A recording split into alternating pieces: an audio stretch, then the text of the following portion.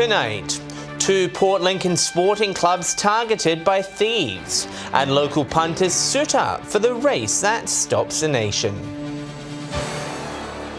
With the latest from around the region, your nightly news with John Hunt begins now.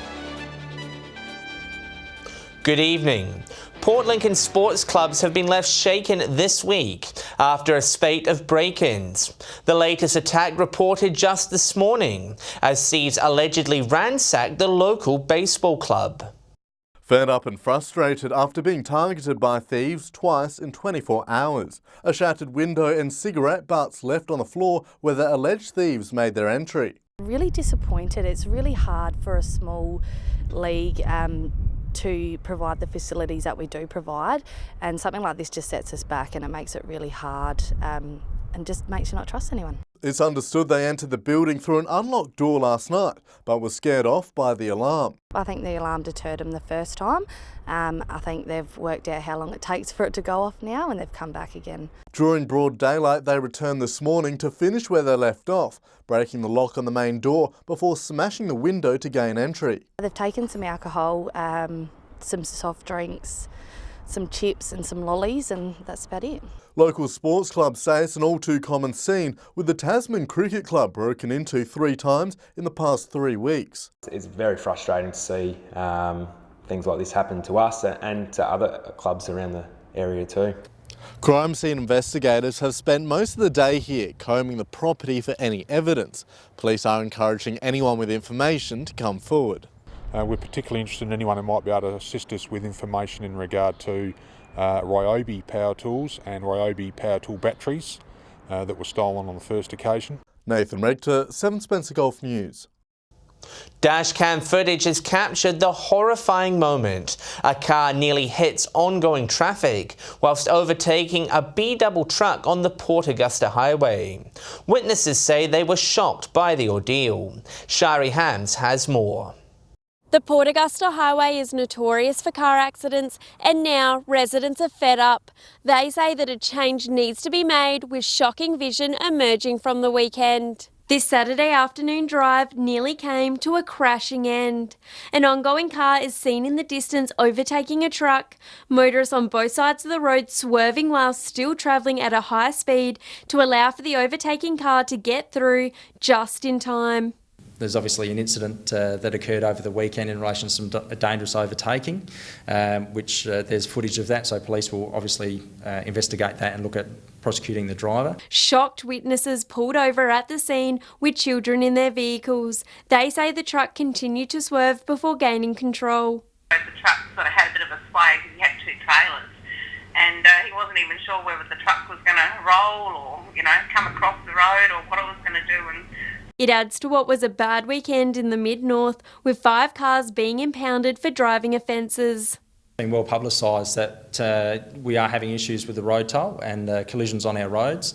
They're not referred to as accidents because they're not an accident, it's preventable. Residents say enough is enough. Really not worth it, Wait for the overtaking lane, put your foot down and get past them, but don't try and do it on a single lane, especially when there's cars coming. It's just crazy. Anyone that may have witnessed risky driving behaviour is urged to contact Crime Stoppers. A while, a man has been arrested over an alleged indecent assault over the weekend.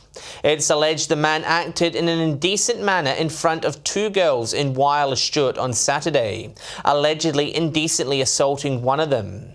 The 2 victims were not injured. He faced the local magistrates' court yesterday and was granted bail to appear again in March. The finalists for the 2019 Far West Business Awards have been announced, with ticket sales for the night closing this week. The awards celebrate the best businesses in the region. 3 People's Choice Awards are also announced on the night, including the city's favourite tradie. The ceremony will be held later this month. For more details, head to the Far West Business website. The rock lobster fishing season is now open for another year, just in time for the Christmas holidays. While they can make a perfect addition to your seafood lunch, fishers are being reminded to have no more than 2 pots per person. Authorities urging boaties to check rules and daily bag limits before hitting the water. The season will run until the end of May. Visitors heading into Broken Hill are now being greeted with new welcome signs. After many months of designing and fabrication, the first of 5 has been installed. Out with the old, in with the new. 5 of these new signs will be installed at entry points on the outskirts of the city. The installation of the first one on Adelaide Road, signalling the completion of all consultation, design and fabrication processes. It's reflective of Australia's first heritage city. It talks about the traditional owners, and it also shows that Broken Hill is placing itself in that tourism slot as well. A nationwide competition was held to find a winning design, with the selection panel deciding on a winner via a blind judging process. The signs sharing the same concept as ones in Silverton and Tibooburra. There is a little bit of continuity in that sort of concept with the pressed metal and that rusted sort of look, that industrial look. The response from locals has been mostly positive, many saying they love the design, praising its simplicity and reductionist appeal. Some have criticised its look, calling it plain boring and a waste of money. The city's mayor says everyone is entitled to their opinion. But in the end, it's a welcome sign, and so that's what it is. Patrick Reinke, 7 Spencer Gulf News. Still to come tonight, Port Pirie residents hit local pubs and clubs for the Melbourne Cup, and Port Augusta to host its inaugural walk for brain cancer.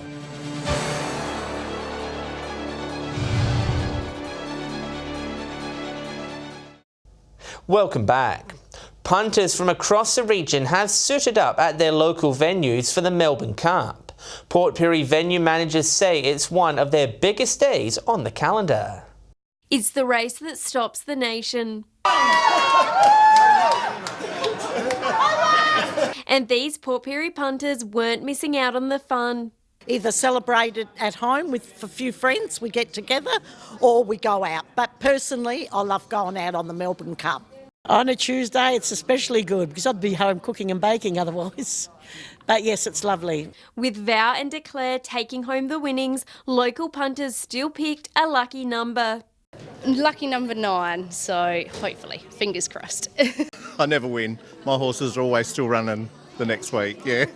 The new Port Pirie Sporting Precinct hosting their first Melbourne Cup, with the Ellen Hotel also putting on a food and drinks package.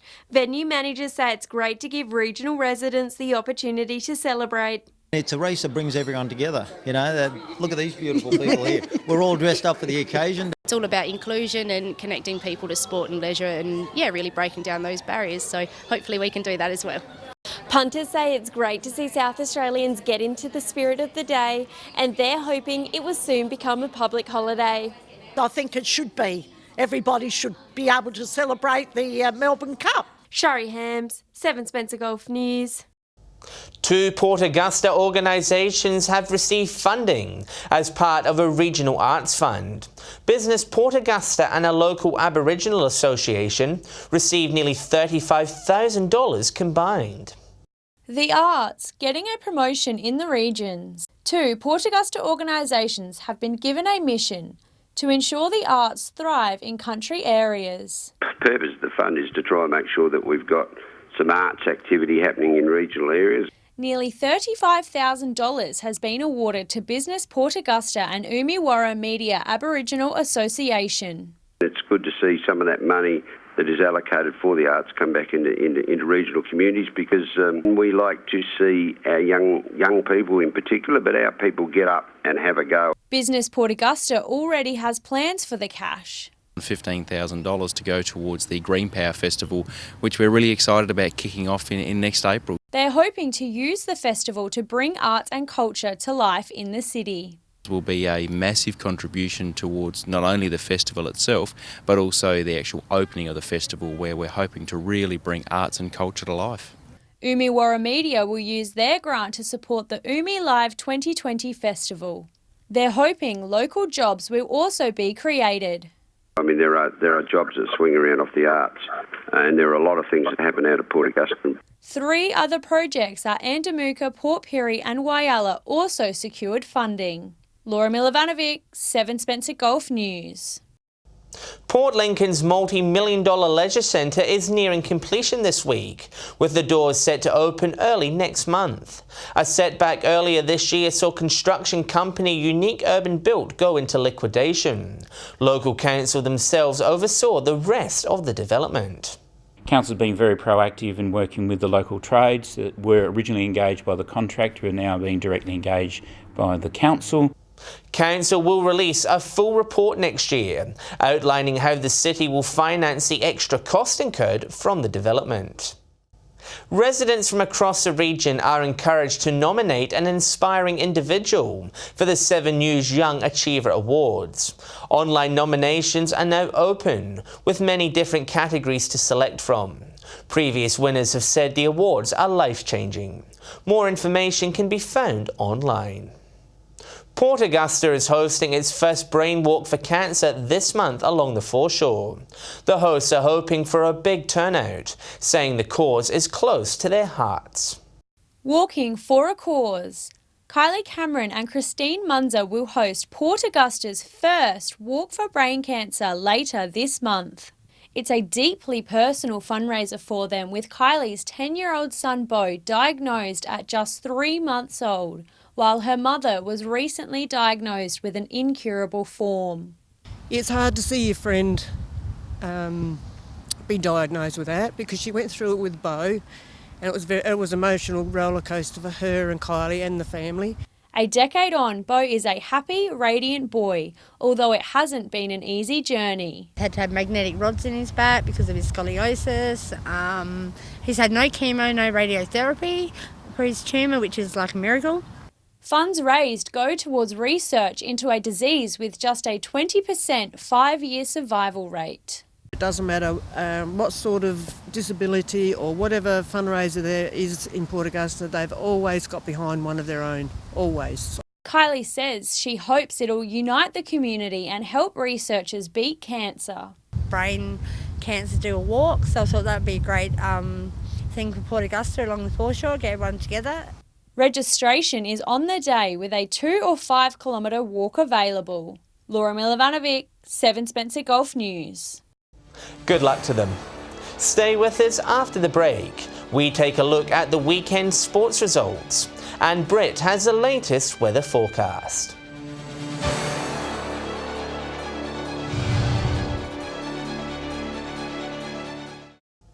Hello again. An Eyre Peninsula support group has won big at the Education Achievement Awards in Adelaide.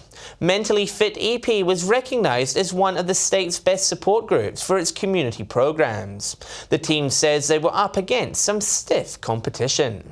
It was just nice to be recognised for the team, but more importantly for the Eyre Peninsula community who have embraced Mentally Fit EP and the different programs we offer. The support group have just started its latest program, aimed at raising awareness around mental health within schools. Turning to sport now, and Spencer Golf Basketball has produced some exciting results. A couple of games went right down to the wire, with one ending in a draw. Here's Patrick Reinke with the wrap.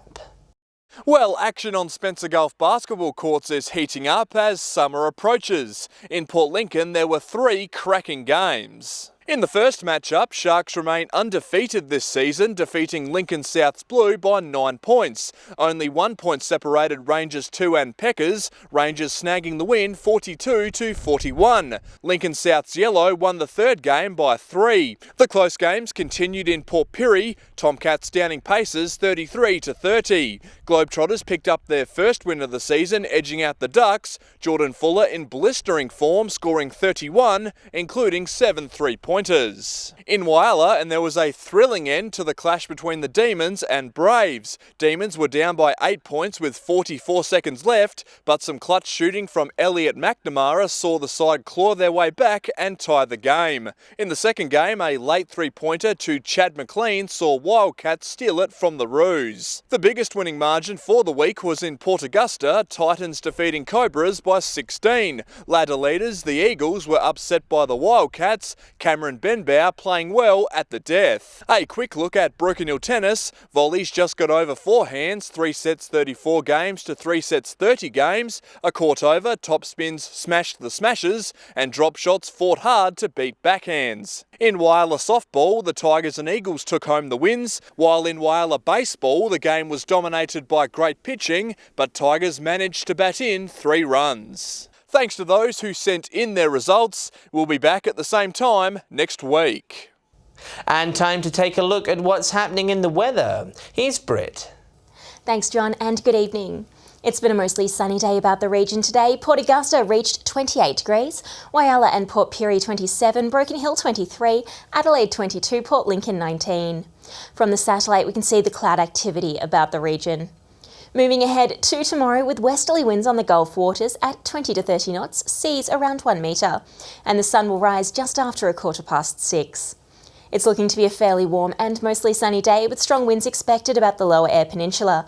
Broken Hill also expecting strong winds, a top of 32 degrees, Port Augusta 30, Corn 28, Whyalla 26, Port Pirie 25, Woodna and Cleve 23, Clare and Kadina 22, Adelaide 21 with a few showers about, Port Lincoln 17, Coffin Bay 16 degrees. Taking a brief look further through the week now, Port Lincoln expecting stormy conditions on Thursday, looking fine and partly cloudy Friday and Saturday. Cleve and Woodna both looking cloudy on Thursday, then fine towards the end of the week. Whyalla and Port Augusta both looking fine and partly cloudy over the coming days. Strong winds expected at Kadina on Thursday, showers on Friday.